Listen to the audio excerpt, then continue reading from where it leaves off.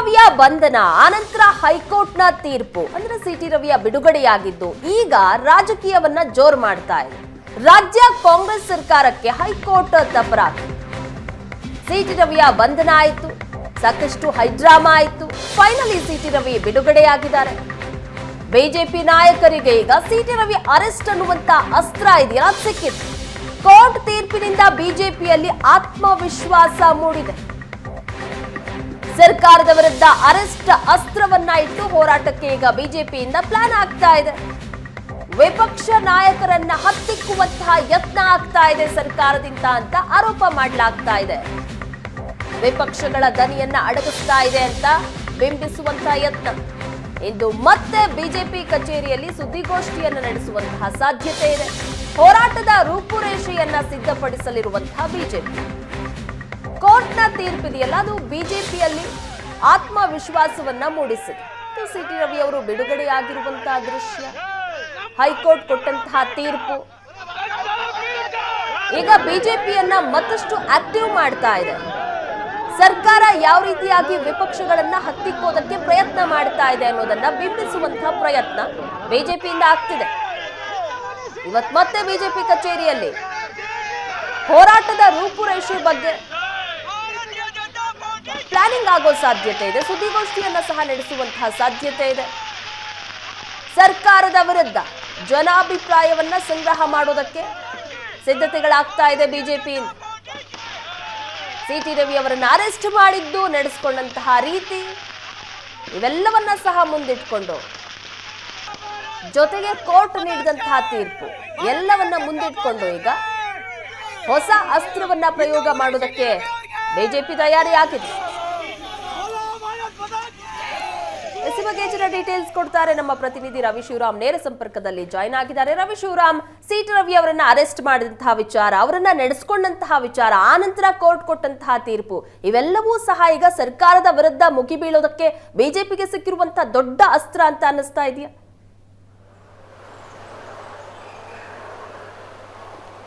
ಪ್ರಗತಿ, city ರವಿಯವರ ಬಂಧನವನ್ನು ರಾಜಕೀಯವಾಗಿ ನೋಡೋದಾದರೆ ಬಹುಶಃ ರಾಜ್ಯ ಬಿಜೆಪಿಗೆ ಇದೊಂದು ರೀತಿ ಹೊಸ ರೀತಿಯ ದಿಕ್ಕನ್ನು ತೋರಿಸಿದಂತೆ ಕಾಣ್ತಾ ಇದೆ. ಅಂದರೆ ಬಿಜೆಪಿ ಇಷ್ಟು ದಿನಗಳ ಕಾಲ ಬರೀ ಬಂಡಾಯ, ಇಷ್ಟು ದಿನಗಳ ಕಾಲ ಬರೀ ಭಿನ್ನಮತ, ಪರಸ್ಪರ ನಾಯಕರುಗಳ ಹೇಳಿಕೆಗಳು ಇತ್ಯಾದಿ ಚರ್ಚೆಗಳಿಂದಲೇ ಬಿಜೆಪಿಯಲ್ಲಿ ಒಂದು ರೀತಿ ಗೊಂದಲಗಳನ್ನು ಪ್ರತಿದಿನವೂ ನಾವು ನೋಡ್ತಾ ಇದ್ವಿ. ಆದರೆ ಯಾವಾಗ ಸಿಟಿ ರವಿ ಅವರ ಬಂಧನ ಆಯಿತು, ಬಂಧನ ಆದ ದಿನದಿಂದ ಅದು ಆರ್ ಅಶೋಕ್ ಅವರಿರ್ಬಹುದು, ಯತ್ನಾಳ್ ಅವರಿರ್ಬಹುದು, ಬೆಲ್ಲದವರಿರಬಹುದು, ಅದೇ ರೀತಿ ರವಿಕುಮಾರ್, ಸುನೀಲ್ ಕುಮಾರ್, ಮರುದಿನ ಬಿಜೆಪಿ ರಾಜ್ಯಾಧ್ಯಕ್ಷರಾಗಿರುವಂಥ ವಿಜಯೇಂದ್ರ ಅವರು, ಅಂದರೆ ಸಿಟಿ ರವಿ ಅವರು ಬೆಂಗಳೂರಿಗೆ ಬಂದು ತಲುಪುವ ತನಕ ಒಂದು ಒಗ್ಗಟ್ಟನ್ನು ಪ್ರದರ್ಶನ ಮಾಡಿ ತಮ್ಮ ನಾಯಕನ ಬೆನ್ನಿಗೆ ನಿಂತಿರುವಂಥದ್ದು ಬಹುಶಃ ಬಿಜೆಪಿಯ ಕಾರ್ಯಕರ್ತರಿಗೆ ಒಂದು ರೀತಿಯ ಖುಷಿಯನ್ನು ಕೊಟ್ಟಿರಬಹುದು. ಯಾಕೆಂದರೆ ಕೇವಲ ಭಿನ್ನಮತದ ಚಟುವಟಿಕೆಗಳಿಂದಲೇ ದನಿಯಾಗ್ತಾ ಇದ್ದಂಥ ಬಿಜೆಪಿಗೆ ಈಗ ಸಿಟಿ ರವಿ ಅವರ ಒಂದು ಬಂಧನದ ವಿಚಾರ ರಾಜಕೀಯವಾಗಿ ಒಂದು ಅಸ್ತ್ರವೂ ಕೂಡ ಹೌದು. ಯಾಕೆಂದರೆ ಸದನದ ಒಳಗಡೆ ಆಗಿರುವಂಥ ಪ್ರಕರಣವನ್ನು ಏಕಾಏಕಿ ಸುವರ್ಣಸೌಧದ ಒಳಗಡೆ ಬಂದು ಪೊಲೀಸರು ಅವ್ರನ್ನ ಅರೆಸ್ಟ್ ಮಾಡಿದ್ದು, ಅದರ ನಂತರದಲ್ಲಿ ಅವರು ನಡೆಸಿಕೊಂಡ ರೀತಿ, 4-5 ಜಿಲ್ಲೆಗಳಿಗೆ ಅವರನ್ನು ಓಡಾಡಿಸಿದ್ದು, ಇದೆಲ್ಲವೂ ಕೂಡ ನಿನ್ನೆ ಕೋರ್ಟ್ನಲ್ಲಿ ಕೂಡ ವಿಸ್ತೃತವಾಗಿ ಚರ್ಚೆ ಆಗಿದೆ. ಅದರಿಂದ ತೀರ್ಪು ಕೂಡ ಬಂದಿದೆ. ಅವ್ರನ್ನ ಬಿಡುಗಡೆ ಮಾಡೋದಕ್ಕೆ ಈಗಾಗಲೇ ತೀರ್ಮಾನ ಆಗಿ ಅವರು ಬಿಡುಗಡೆ ಆಗಿದ್ದಾರೆ. ನೋಡಿ, ನಿನ್ನೆ ಬೆಳಗಾವಿಯಿಂದ ಅವರು ಸಿಟಿ ರವಿ ಅವರನ್ನ ಕರೆದುಕೊಂಡು ಬರಲಾಯಿತು, ದಾವಣಗೆರೆಯಲ್ಲಿ ಅವ್ರನ್ನ ಬಿಡುಗಡೆ ಮಾಡಲಾಯಿತು. ಆದರೆ ದಾರಿಯುದ್ದಕ್ಕೂ ಕೂಡ ಕಾರ್ಯಕರ್ತರು ಅವರಿಗೆ ಜಯಘೋಷವನ್ನು ಕೂಗಿದ್ದಿರಬಹುದು. ಸ್ವತಃ ಮಾಹಿತಿಯ ಪ್ರಕಾರ ವಿಜಯೇಂದ್ರ ಅವರೇ ಜಿಲ್ಲಾಧ್ಯಕ್ಷರುಗಳಿಗೆ ಕರೆ ಮಾಡಿ ಆಯಾ ಜಿಲ್ಲೆಗಳಲ್ಲಿ ಕಾರ್ಯಕರ್ತರು ಬಂದು ದನಿಯನ್ನು ಗೂಡಿಸುವಂತೆ, ಅವರಿಗೆ ಬೆಂಬಲವನ್ನು ಸೂಚಿಸುವಂತೆ ಒಂದು ಕರೆಯನ್ನು ಮಾಡಿ ತಿಳಿಸಿದ್ರು ಅನ್ನುವಂಥ ಮಾಹಿತಿಯೂ ಕೂಡ ಇದೆ. ಹೀಗಾಗಿ ಒಂದು ಒಗ್ಗಟ್ಟನ ಪ್ರದರ್ಶನವನ್ನು ಮಾಡಿದ್ದಾರೆ. ಈಗ ಜನಾಭಿಪ್ರಾಯ ಒಂದು ಸಂಗ್ರಹ. ಯಾಕೆಂದರೆ ಆರಂಭದಿಂದಲೂ ಕೂಡ ಬಿಜೆಪಿಯ ವಿಪಕ್ಷಗಳ ಮೇಲೆ ಆಡಳಿತ ಪಕ್ಷವಾದ ಕಾಂಗ್ರೆಸ್ ಕೇಸ್ಗಳನ್ನು ಹಾಕೋದಿರ್ಬೋದು, ಹಳೆಯ ಕೇಸ್ಗಳನ್ನು ಕೆದಕೋದಿರ್ಬೋದು, ಇತ್ಯಾದಿ ದ್ವೇಷದ ರಾಜಕಾರಣವನ್ನು ಮಾಡ್ತಾ ಇದೆ ಹೇಳುವಂಥ ಆರೋಪಗಳನ್ನು ಬಿಜೆಪಿ ಮಾಡ್ತಾ ಬರ್ತಾ ಇತ್ತು. ಈಗ ಒಂದು ಹೆಜ್ಜೆ ಮುಂದಕ್ಕೆ ಹೋಗಿ ಸಿಟಿ ರವಿ ಅವರನ್ನು ಅರೆಸ್ಟ್ ಮಾಡಿದಂಥ ರೀತಿ ಏನಿದೆ, ಇದು ಸಾರ್ವಜನಿಕ ವಲಯದಲ್ಲಿಯೂ ಕೂಡ ಬಹಳ ಚರ್ಚೆ ಆಯಿತು. ಅದು ಸಭಾಪತಿಯವರ ಗಮನಕ್ಕೆ ಬರದೇನೆ ಅಥವಾ ಸಭಾಪತಿಯವರ ಸಮ್ಮುಖದಲ್ಲಾದಂಥ ಒಂದು ಪ್ರಕರಣವನ್ನು ಪೊಲೀಸರು ಬಂದು ಅರೆಸ್ಟ್ ಮಾಡಿದಂಥ ರೀತಿಯ ಬಗ್ಗೆ ಸಾಕಷ್ಟು ಚರ್ಚೆಗಳಾದವು. ಹೀಗಾಗಿ ಈ ವಿಚಾರದಲ್ಲಿ ಈಗ ಒಂದು ಜನಾಭಿಪ್ರಾಯ ಸಂಗ್ರಹವನ್ನು ಮಾಡೋದಕ್ಕೂ ಕೂಡ ಬಿಜೆಪಿ ಮುಂದಾಗುವಂಥ ಸಾಧ್ಯತೆಗಳಿದ್ದಾವೆ. ಇವತ್ತು ಮತ್ತೊಮ್ಮೆ 11:30ಕ್ಕೆ ಬಿಜೆಪಿಯ ಕಚೇರಿಯಲ್ಲಿ ಸಿಟಿ ರವಿ ಅವರು ಮತ್ತು ಬಿಜೆಪಿಯ ವಕ್ತಾರರು ಪತ್ರಿಕಾಗೋಷ್ಠಿಯನ್ನು ಮಾಡ್ತಾರೆ. ಪ್ರಗತಿ, ಪತ್ರಿಕಾಗೋಷ್ಠಿಯಲ್ಲಿ ಸಿಟಿ ರವಿ ಅವರು ಮತ್ಯಾವ ಹೊಸ ವಿಚಾರಗಳನ್ನು ಹೇಳ್ತಾರೆ, ತನಗೆ ಪೊಲೀಸ್ ನಡೆಸಿಕೊಂಡ ರೀತಿಯ ಬಗ್ಗೆ ಈಗಾಗಲೇ ಮಾತನಾಡಿದ್ದಾರೆ. ಅದೇ ವಿಚಾರಕ್ಕೆ ಸಂಬಂಧಪಟ್ಟಂತೆ ಬೇರೆ ಯಾವ ಪ್ರಕರಣದ ಸಂಗತಿಗಳನ್ನು ಅವರು ಪ್ರಸ್ತಾಪ ಮಾಡ್ತಾ ಇರೋದನ್ನು ಕಾದು ನೋಡಬೇಕಾಗಿದೆ. ಆದರೆ BJPಗೆ ಬಹುಶಃ ಮೂಡಾದ ಪ್ರಕರಣದ ನಂತರದಲ್ಲಿ ಒಂದು ಪಾದಯಾತ್ರೆಯನ್ನು ಮಾಡಿತ್ತು, ಅದನ್ನು ಸಿದ್ದರಾಮಯ್ಯ ರಾಜೀನಾಮೆಗೆ ಒತ್ತಾಯವನ್ನು ಮಾಡಿತ್ತು. ನಂತರದಲ್ಲಿ ಅದು ಕೋರ್ಟ್ನಲ್ಲಿದೆ ಪ್ರಕರಣ. ಹೀಗಾಗಿ ಈಗ ವಿಪಕ್ಷ ನಾಯಕರುಗಳನ್ನು ನಡೆದುಕೊಂಡಂಥ ರೀತಿಯ ಬಗ್ಗೆ ಸಾಕಷ್ಟು ಚರ್ಚೆಗಳಾಗಿದ್ದಾವೆ.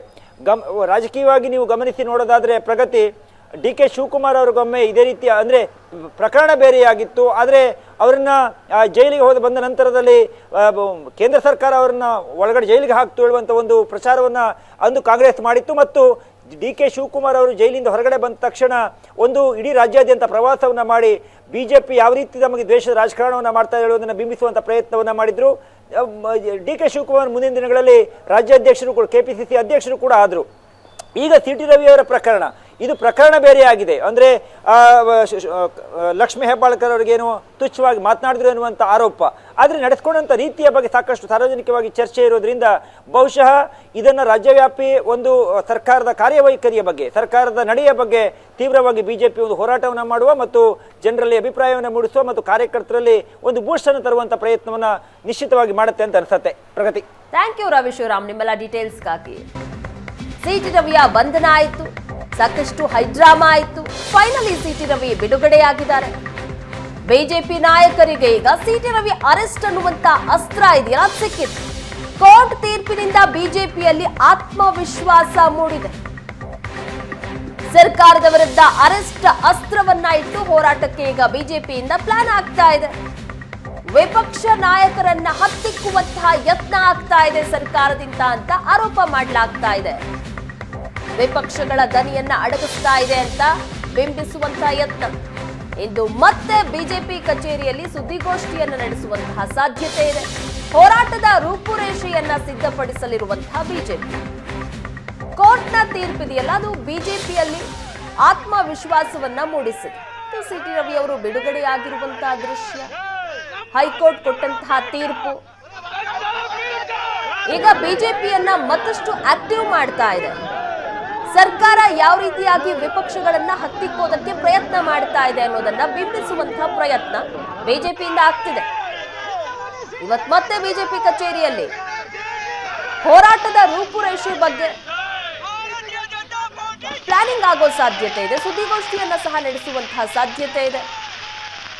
ಸರ್ಕಾರದ ವಿರುದ್ಧ ಜನಾಭಿಪ್ರಾಯವನ್ನ ಸಂಗ್ರಹ ಮಾಡೋದಕ್ಕೆ ಸಿದ್ಧತೆಗಳಾಗ್ತಾ ಇದೆ ಬಿಜೆಪಿಯಿಂದ.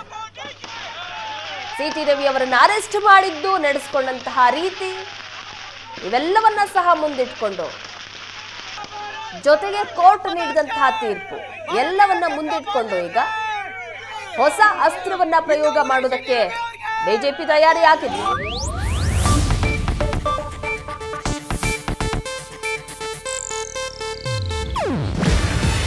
ಇದು ಏಷ್ಯಾನೆಟ್ ನ್ಯೂಸ್ ನೆಟ್ವರ್ಕ್ ಪ್ರಸ್ತುತಿ. ನೀವು ನೋಡ್ತಿದ್ದೀರಾ ಏಷ್ಯಾನೆಟ್ ಸುವರ್ಣ ನ್ಯೂಸ್.